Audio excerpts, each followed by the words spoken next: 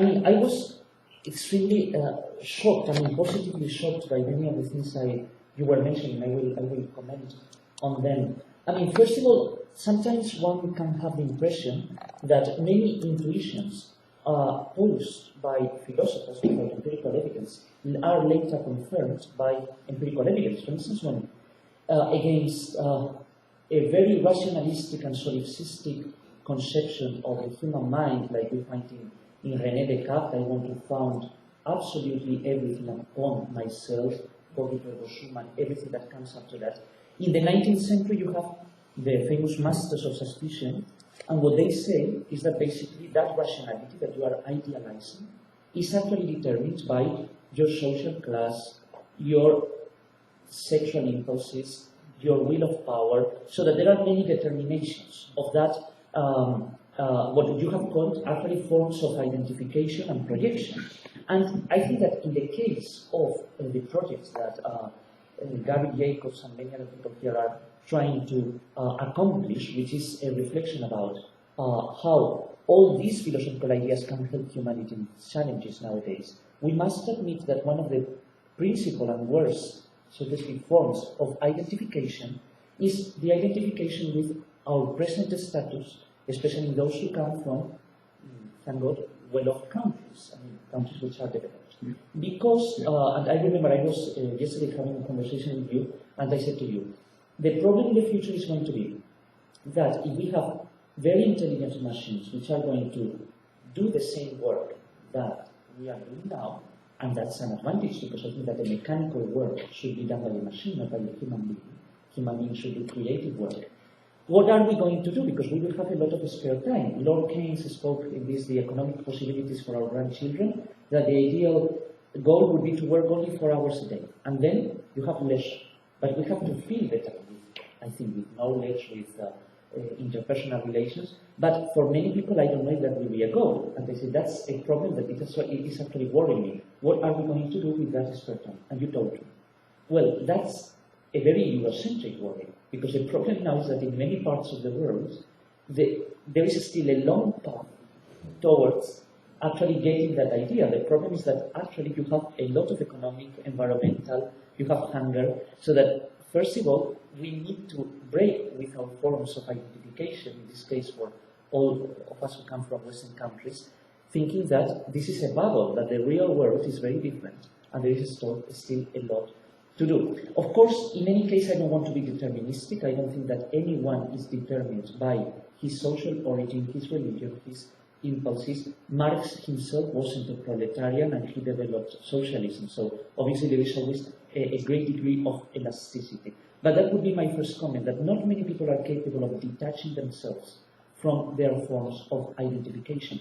Very few enlightened minds. If we think, for instance, of Buddha, Buddha was a prince. He was living this comfortable life in his palace in Kapilavastu, and he could have decided to stay there. And nonetheless, he went off the palace, he crossed the walls, and he identified himself with all living forms, not only with his privileged position, but very few people are capable of doing that. And I think that we are still in need of spiritual masters, philosophical masters who can actually teach us. That would be my first comment. Then the second comment is actually related with what you said about the extension of mental disorders, so that there is a high probability that I have a mental disorder, and I don't know that because it's 29%, and so everyone almost, 1/3 of people here in this classroom will have some sort of, even if it's a light mental disorder or so on. The question I think is, why? Do you think that, so I imagine that obviously these numbers are higher in Western countries than in non-Western countries. I imagine, I don't have the data, but I suppose it is so. Do you think it has to do with the way our economy is organized, the stress that, jobs, now the demands, because it's something astonishing. We could think that the more developed we are economically, the more freedom we would have in terms of how we organize our work, our job, our society. The real thing is that in Western countries, people are more stressed. They feel they have less time, less free time to read, to speak to other people. So what is happening here? And that generates a lot of pressure, and that generates this stress. I think it's Sennett, the sociologist, who has written about the corrosion of character in Western countries, in advanced industrialized societies. What is happening here? That we are losing control about our own lives, even though with technology and economic development we should have more control about on our own lives. Then what I wanted to add is related with mysticism, because I loved your talk because you didn't only analyze like a radiography of what is happening there, but you also proposed certain recipes and very specific recipes, very specific solutions to this problem. You were speaking about mysticism, and something I admire about mystics is precisely their capacity to identify themselves with everything, so that their form of identification is everything. I remember there is a famous poem by a Sufi mystic, Ibn al-Arabi. Ibn al-Arabi was an Andalusi mystic. He was born in Spain in the 13th century, and then he went to Africa to spread his doctrines. And at some point in a poem he says, "I have become monastery for the monks. My soul is capable of receiving everything. Love is the true religion." So that actually when you go to mysticism, what you find is this capacity, this wonderful capacity to identify your own spirit with every living form, and especially every spiritual form. And even in people whom we wouldn't call mystics, strictly speaking, they also insist upon this idea of universal identification. Look at Albert Schweitzer, for instance, another famous theologian and philosopher. And just to conclude, so the bounded rationality, I love this concept, but I think that sometimes we should speak about bounded rationalities, because do we have only one kind of rationality? Of course, every form of rationality must have some common elements, premises, rules of transformation, like in logic. A premise, a rule of transformation. But we know, and history of science and history of philosophy teaches us that sometimes there is a lot of elasticity in those rational structures. We have some forms in common, but then we can have different kinds of rationality. And, for instance, I always put the same example, the rationality that led to deny the possibility of infinity in actu, actual infinity, later led to the discovery of actual infinity with Cantor at the end of the 19th century. So that sometimes maybe we have a common ground for rationality with some very specific, very ample rules, but then what we have is a huge elasticity in how that rationality can be expressed. So that actually maybe we have different forms of rationality. And this leads me to the following conclusion. Rationality is related to logic. We all want to be logical. We don't want to be guided by non-logical prejudices or ideas. A few days ago, I think it was Gary Jacobs who said, this identification between beauty and moral goodness.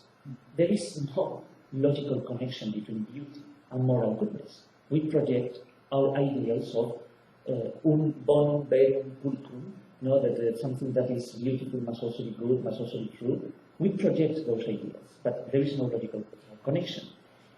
So in that sense, logic is a liberating tool, because it tells us, be careful, you are mistaken, this is not true. When we are projecting, we are guided not by logic, but by analogy. By analogy, it was Lévi-Brühl, the famous anthropologist, who said, the primitive mind is essentially analogical. The modern mind is essentially logical, because you are not based upon projections, analogies, but about logical steps. So I agree with that. I think that is positive. That is probably the root of our economic and social success in the Western civilization. But there is a problem with that. On the one hand, rationality is liberating. There is a logical step, a logical sequence that leads us to truth, or an approaching us to truth. Whereas analogy can make us fall into these quick projections that are actually false. Nonetheless, I think that the conclusion from this course is that only by logic you cannot be creative. Creativity demands analogy. And analogy cannot be cannot surrender to a strict logical mechanism. So we have a paradox here, a beautiful paradox. On the one hand, we need logic, rationality, to be actually to get through, to organize society according to moral standards. But if we are only guided by rationality, we will not be creative. We will be robots, machines. But if we are guided by analogy, we can fall into all of these prejudices and projections which you have denounced and which are clear. So we live in a tension. What can we do? We need some sort of analogical rationality. Bounded rationality may actually be good because it limits the excesses of rationality. Or what do we need? To recognize the varieties of rationality, the elasticities of rationality, rational analogies, logical analogies. I mean, this is something I think it's worth commenting.